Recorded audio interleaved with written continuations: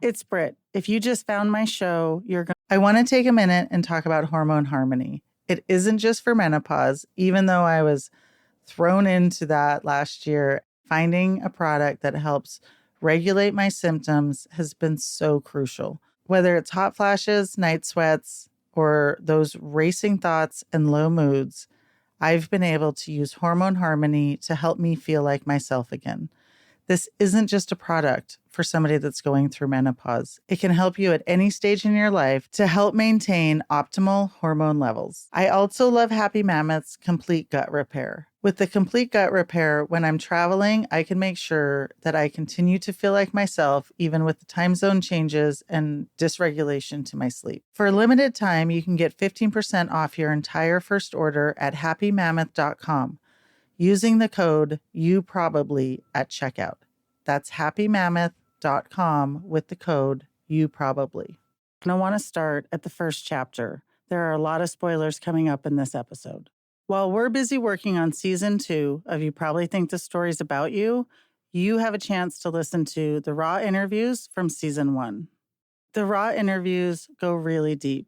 And there's a lot of conversation that we could not fit into the show. I'm really excited for you to hear this. I think Sarah's story was the most jaw-dropping for a lot of listeners. For the people he worked with, there was really no way for them to see this coming. But for those of us who dated him, it was unsurprising. I'm so glad that Sarah is out of his orbit at work, but I'm devastated at what she lost because of it. While the rest of us have had a hard time dating and letting people get close to us, Sarah still struggles to trust coworkers. She's trying to start her own practice so that she never has to deal with this again. Her bravery showed us another dimension of what his behavior can look like, and I think it's been hard for all of us to accept. And with that, here's Sarah. I even had this moment where I was worried. I was like, what if this is some elaborate plan that he is put together and is trying to, because he's Because he's that crazy. I was Absolutely. No, there's been a couple people that I contacted and I just got weird vibes from, and I'm like, is that him? Trying to get information. So it's been really interesting trying to navigate meeting you guys and trusting, and then having you guys trust me. Tell me about how you met. I met him, kind of the first time. I was giving a training at work, and he was one of the participants that came to it. And after the training, there was a job opening that happened at my work, and he was one of the applicants. And so I met him. I was part of his interview panel, and so then I worked with him. He was the person that got hired. He actually told me that the reason that he wanted to work for is because of the training that I did, that he thought it was so moving and that I was so vulnerable and honest with how my own trauma and everything, and that he really liked that, and he really wanted to work with somebody like me. And so that was what motivated him to apply for that position. And what did he, as part of the interview process, did he share his story, his history and why that was so important to him? So I work with a certain population of people that have a specific illness. And so his son's mother, so his ex-wife, also had that illness. And so she had committed suicide because of her diagnosis. And so he felt really near and dear to his heart because he had a direct relation with, and he said something about he felt guilty, that he didn't do enough to help her. And that's why one of the reasons she might commit suicide. And so he wanted to work with that population as well. So when I met, he had told me a very similar story about his ex-wife, and that she had died by suicide because she had been an addict and had an illness, and also why he was in the line of work that he was. That's why it was so important for him. 2018 would have been when she passed. And that's why he left the military, was to go home and take care of his son. You both know now that that's a lie, right? Yeah, I have found out that she is still alive and well and not living with that illness. And also, I believe not his ex-wife. I haven't been able to find any confirmation that they ever got divorced. And so I think that they're still married.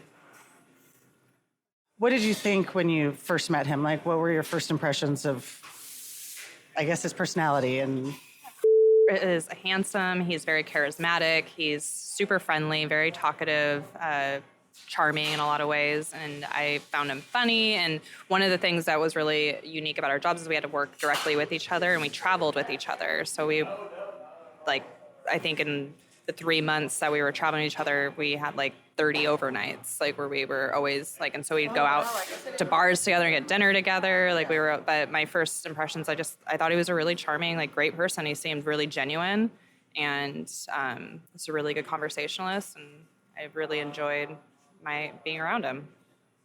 I felt really connected with him almost instantly. Is that how you felt? Like, I felt like he understood me and was super easy to talk to, and somebody was finally like seeing me for the first time. Is that how you felt? I'm sorry, I don't mean to laugh. No. That is 100% like how I felt with him. There's things about, like, I was able to be 100% myself around him, and I felt seen and like validated. And married, I have a husband, and I felt like he saw me more than my husband did. Like I was able to just be my authentic self and be appreciated for that. And it was really refreshing, and it was really nice to have a friendship like that. Yeah, I think that's his superpower. It's just making you feel like you finally found somebody that gets it and like gets you. And there's so much. After our first date, I drove home, and on the way home, I was like, I finally feel like I'm home. Like he felt like home to me. And that was after a like 3-hour walk for our first date, which is just insane that he can be that charming. Or everything that I said, he sort of had a similar story. So it just felt like he got all of it.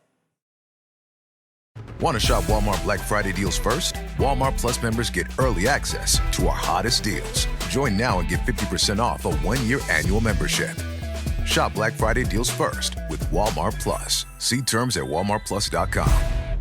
Honey, we need to get on holiday shopping. Don't stress. We're going to Burlington. I know we'll save money, but do they have gifts for everyone? Do they? Burlington has name brands the kids keep begging us for. There are tons of toys. We can even finish the stockings with makeup, tech, jewelry, watches, everything. All right. It's our one-stop holiday shop. Got it. Exactly, because I love shopping there. Burlington. Deals, brands, wow. Gift the remarkable with Marc Jacobs fragrances this holiday season. From the iconic Daisy and Perfect to the all-new Daisy Wild, Marc Jacobs perfume gift sets include everything she needs to feel special. From her favorite fragrance, plus the matching travel spray. Holiday gifts don't get much more perfect than this. So if you're looking for a gift inspiration these holidays, gift the remarkable with Marc Jacobs. How is he to work with? He was great. I mean, he's really, for the most part, he was really easy to work with. I will say that I picked up a lot of his slack sometimes. Like he never, like I always had to get our things ready for our site visits and like to be out like in the community. So I always had to prepare everything. Cause he lives a little bit further away. And so instead of inconveniencing him, I would just like, I'll do it. I'll handle all these, getting all the prep materials ready. And then there was a few things that like, as we worked together that I realized he lied about, that he had experience in, which he didn't have experience. And so when I would like call him out on it, he'd get like very like, he's like, you're like kind of deflect a little bit. But I think that's one of the things that led to what happened with him and I, because he realized I knew that the truth about him. And he was scared that I was going to mess up his thing. But for the most part, he was really easy to work with. I know other women I work with did not like working with him. So there's at least 2 other women that felt really uncomfortable like him and that he didn't like women. And I defended him to them because I had such a different experience with him that I was like, no, I swear, like he's really great. He's like really nice. Like you can just talk to him about it. And these women had challenged him on things. and they felt like he was kind of like a bully or that he was being manipulative. And I defended him tooth and nail, like would not allow them to say something bad about my best friend, basically. When he would talk about his work, he always made it sound like he did all the work, always, and everybody else, didn't know what they were doing, and he just sort of had to pick up everybody's slack, and that's always how it was. And when I met him, I think it was towards the end of your guys' friendship, and you'll have to remind me when that was, but so he had said that, I have this person that I do audits with, and I have to do all of the, I have to do all of the stuff. He would always say that he picked up all the slack, especially when he was traveling for work and had to get everything ready. There was one time when I met him in Southern Washington on the last night of one of his work trips, and he had been late to pick me up because he was trying to get in a report that somebody else hadn't done. And it was always that his coworkers were the problem. I'm assuming that you had a different experience than that.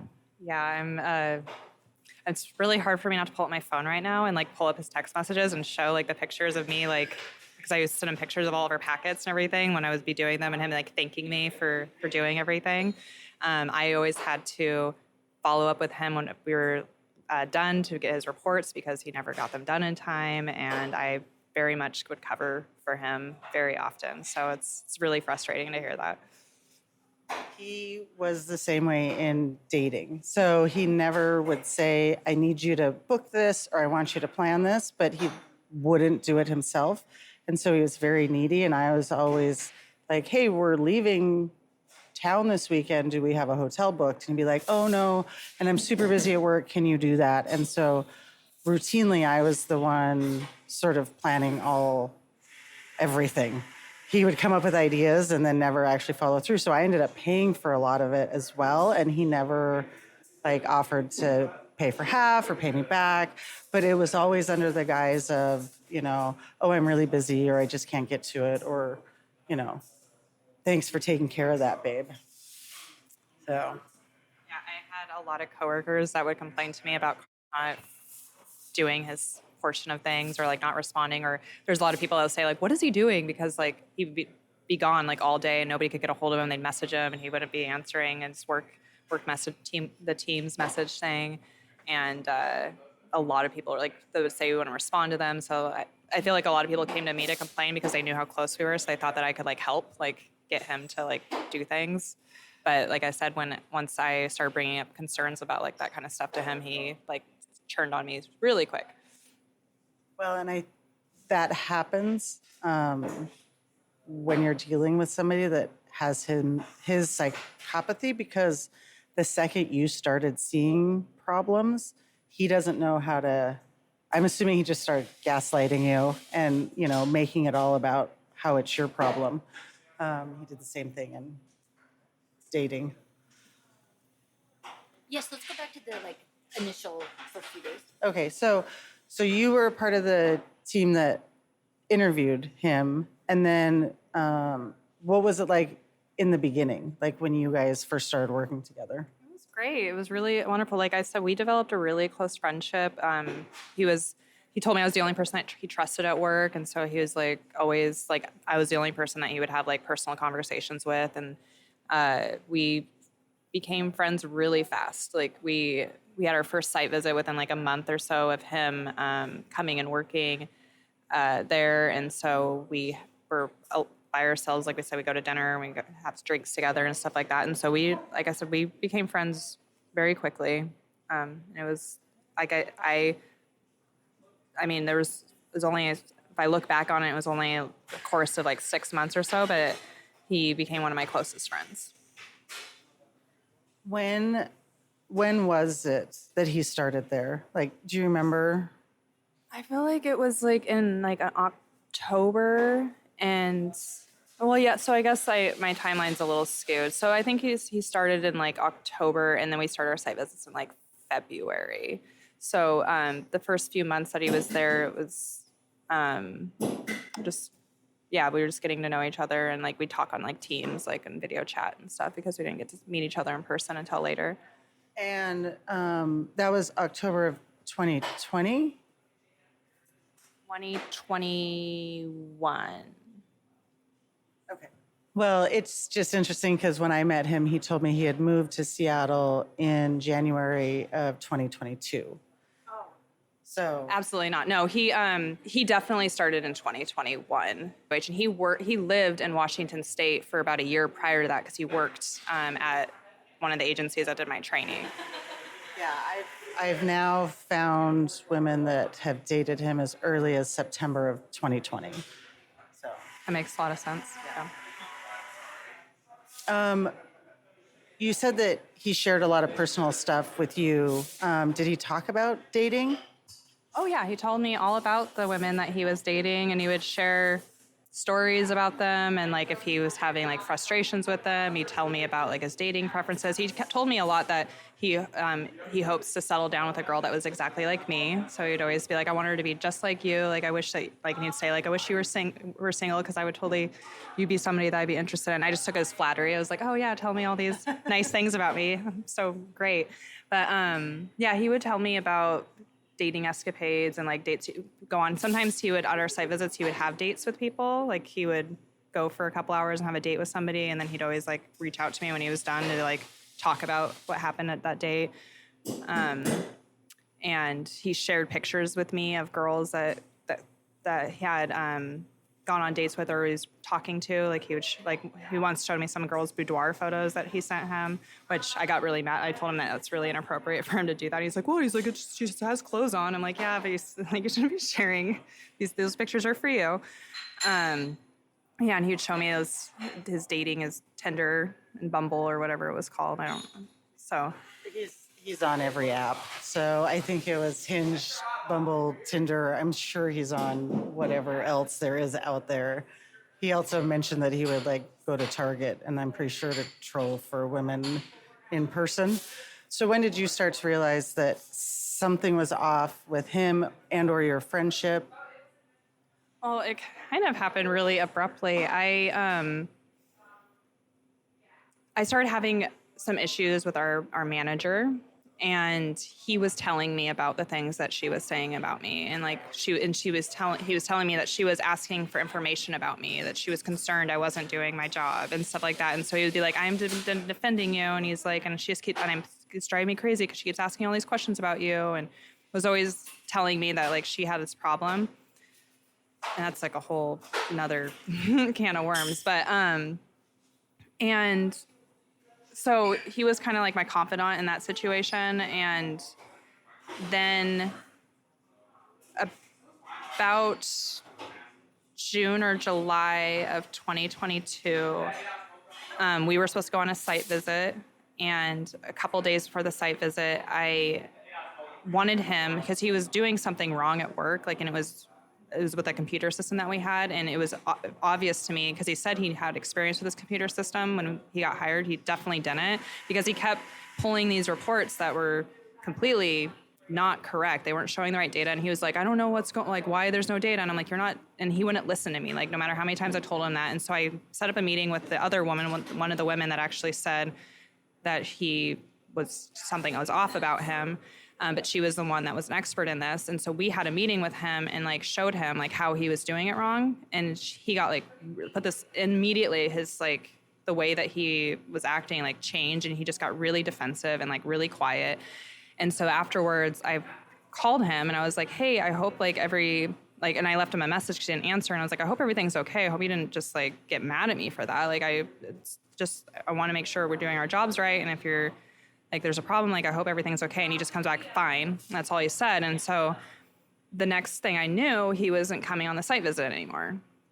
But we needed both of us to do the site visit. So I was like, "Hey," and so he didn't tell me that. Like, I found out from our boss that he wasn't coming on it. So I called him and I got him to answer the phone, and we're on Teams. And I was like, why wouldn't you tell me that you weren't going on the site visit? We always do this together, and I would think that you would tell me first. And he's like, I don't need to tell you everything. And got like really defensive. And he's like, and I was like, is everything okay? Like, ever since that meeting with the computer system, you seem like you've been off. And he's like, I'm fine. He's like, don't worry about it. Like, everything's fine. And I don't need to tell you my business. And so he hung up basically. And so that was the last time I spoke to him. And then suddenly I found out that he had been making up lies to me, to my manager. And actually, she never was having an issue with me. He was trying to pin us against each other.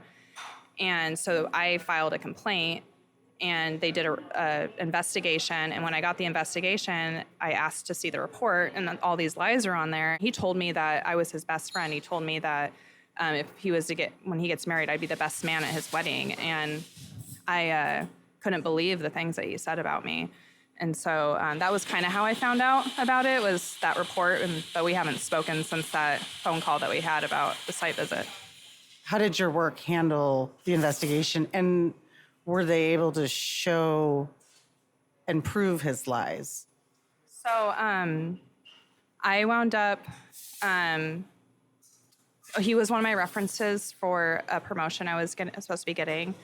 And he totally botched that for me. And so when it came back, they said that because I didn't get along with the people I work with, that I have to work closely with, that they're going to have to move me to a different position, which is completely out of my scope. It's not something that, like, my whole career has been around this illness that I worked with, and they put me somewhere completely not that. And so when that happened, I pushed harder. I'm a union and represent employees, so I pushed harder on my complaint. And so my work met with me to try and talk about it. And I was like, everything that he said is a lie. Like, that shouldn't be, like, I can prove that he's lying. And so they're like, well, how can you prove that? I was like, I'll show you text messages. I have, like, all these things.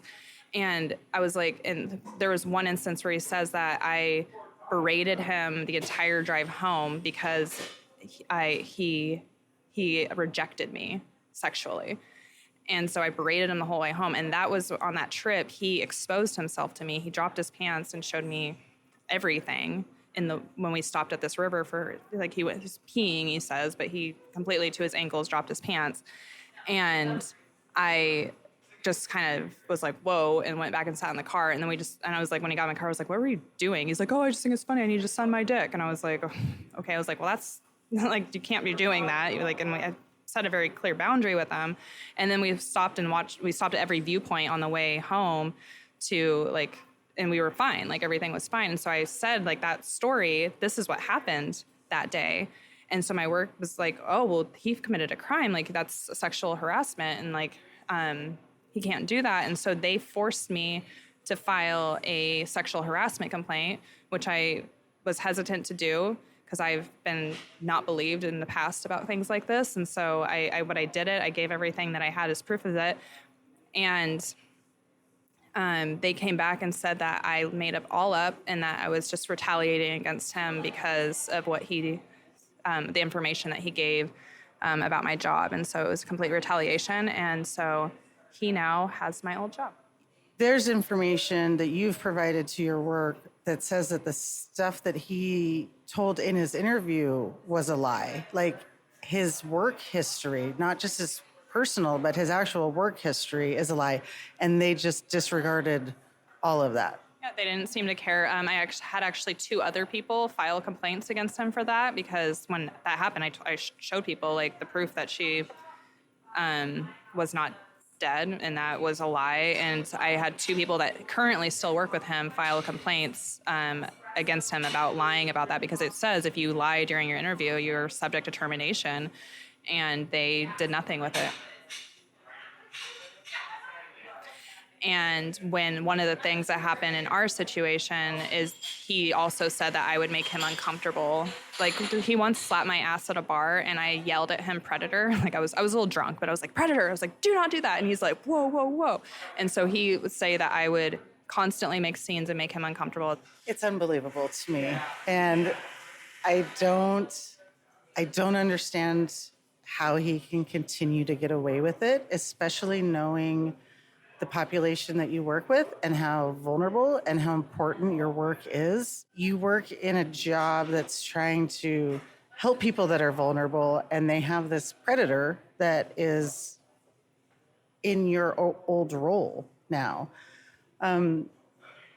What are you doing now? So now I do work in the same office. I have like an administrative job. I get paid the same salary, so but I just do a administration job. There's not very much to it. But I am going to school again, so I'm going to school to be a mental health therapist, actually. And so it's been a blessing in disguise. I think it's put me in a place where I have a lot. My son was so happy when I stopped working there because I was gone so much, and so he was really happy to have his mom around more. And I think, honestly, that friendship could have gone to a dangerous place if it would have kept going the way it was. And so I'm grateful like that happened. And it's also allowed me to go back to school, something I wanted to do for a long time, but I've never like had the push to do it. And so now I'm going back to school, and it's going to be a much better place for me. But I never, I want to do my own thing because I never want to have a coworker ever again, because I don't trust people that I work with now. After the relationship started unraveling, did you go back and think of red flags that had come up throughout your friendship and working together? Yeah. I think I don't know, I can't think of the term, but the complimenting, the over complimenting nature that he had, especially so quickly, like how we went from like barely knowing each other to like to me being his best friend, like telling me his best friend's telling me that he wants to be with somebody just like me.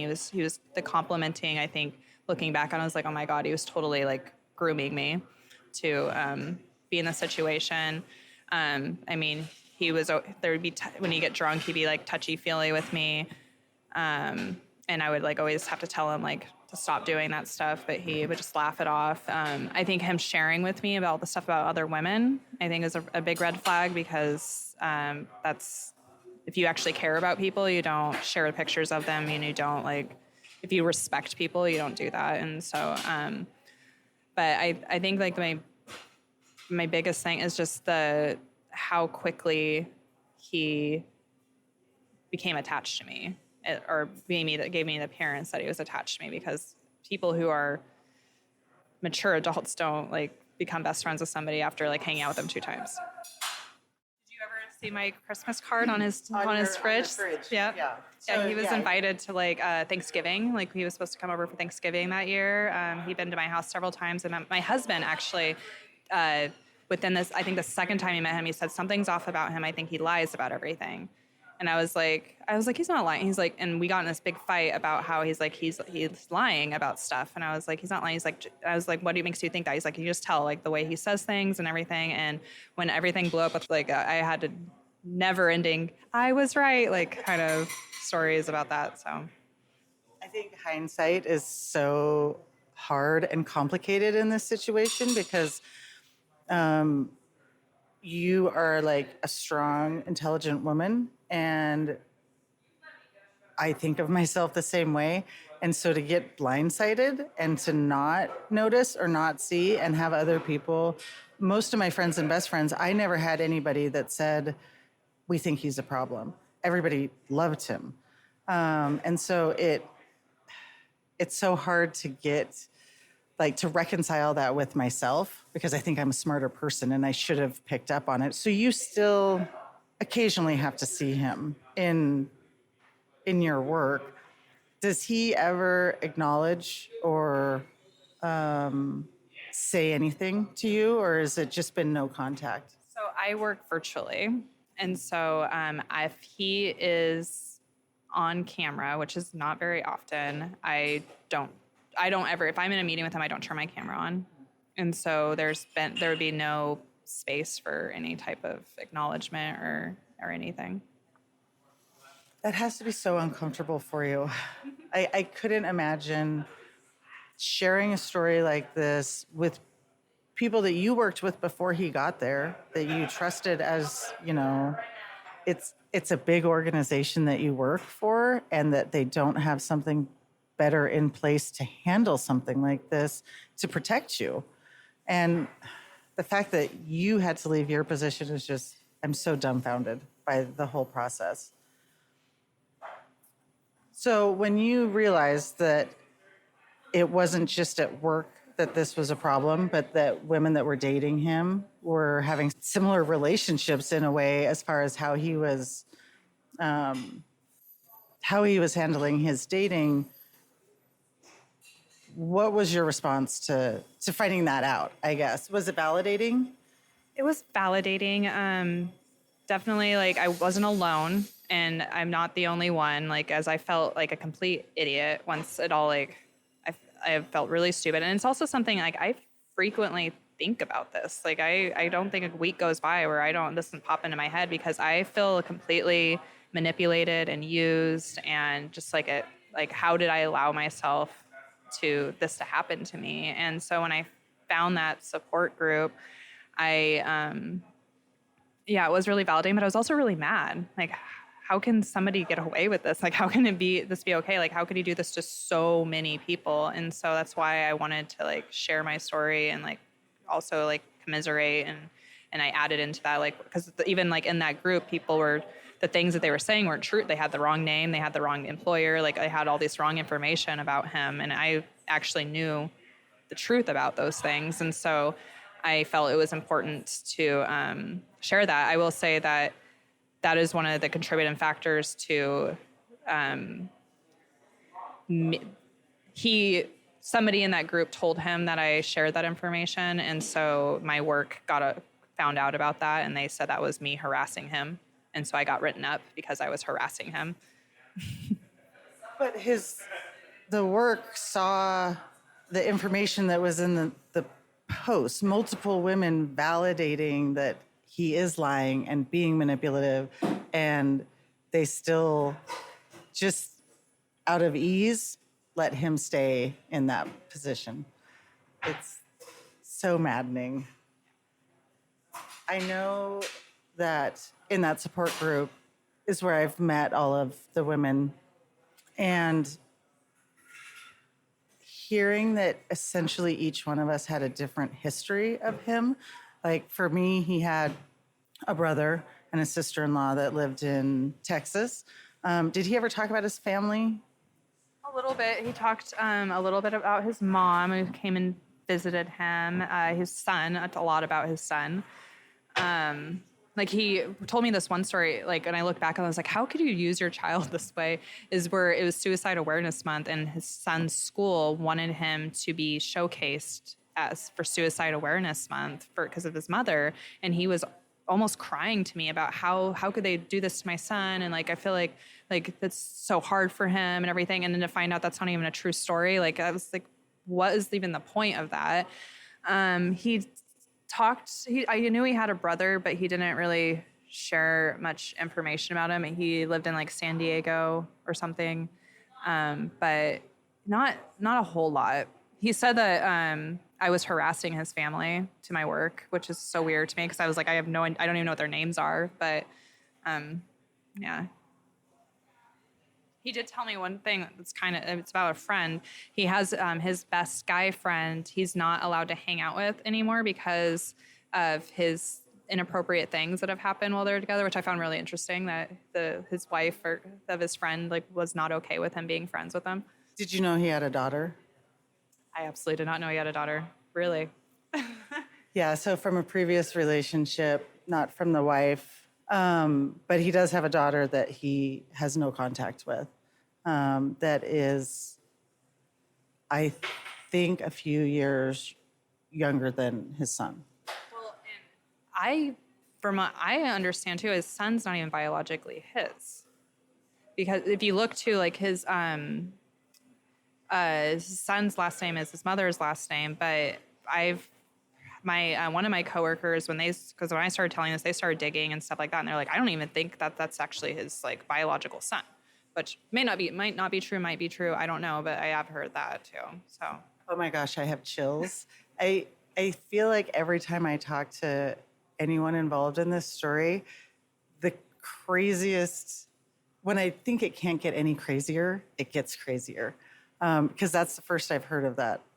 And now I want to dig more. Dig into that, 'cause one of my coworkers said that he found something about that. I could ask him about where he found it from. That would be fantastic. And it's interesting because I don't think they look like. So, Well, his last name it's not his dad's name. Right. So which isn't weird. well, and he had told me that his son had his last name and then changed it when his mom died, when the son's mom died, to honor her. But that doesn't make sense because she never died. Because she never died. Because she's still very much alive. There are women that he has dated that she isn't dead, that they were just divorced.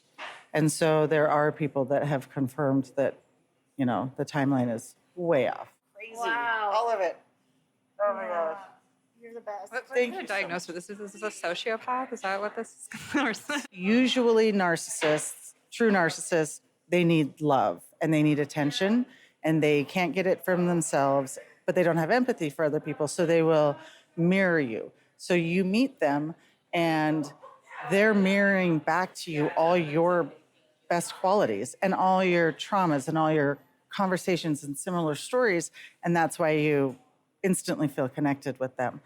But they just need your light. So the brighter the light you are, the more attracted they are to you, but they need your fuel to literally keep them going, to have any self-esteem. Sociopaths tend to do that, but they need power.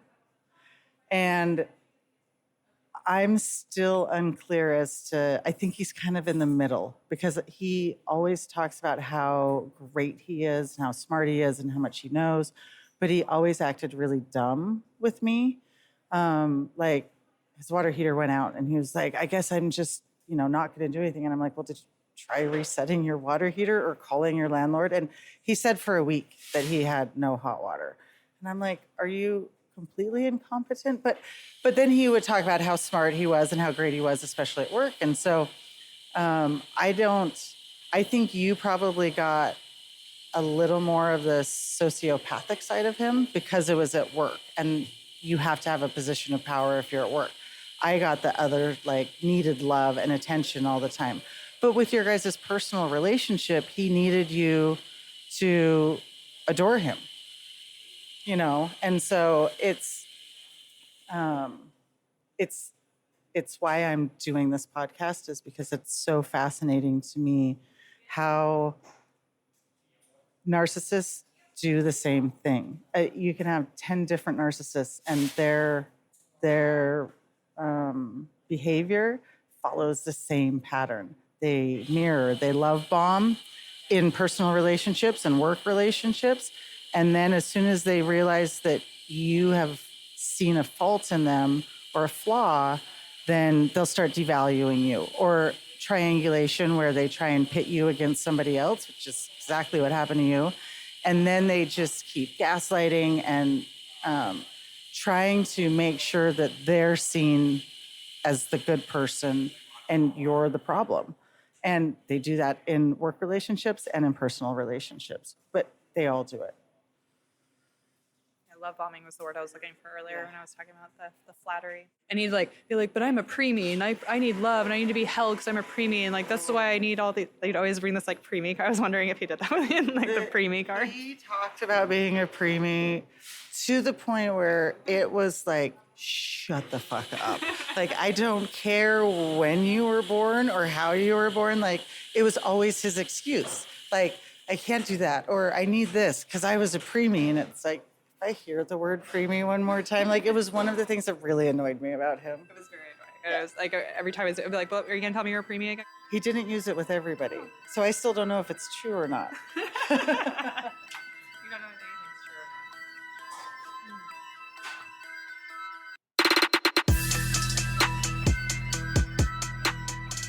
not. You probably think This Story's About You is a production of Large Media. That's LARJ Media.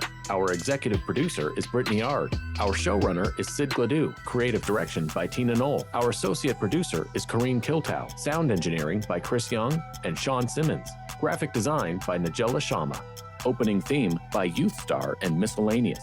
If you want to know more about Brit, follow her on social media. You can find her at brittany.ard on all platforms.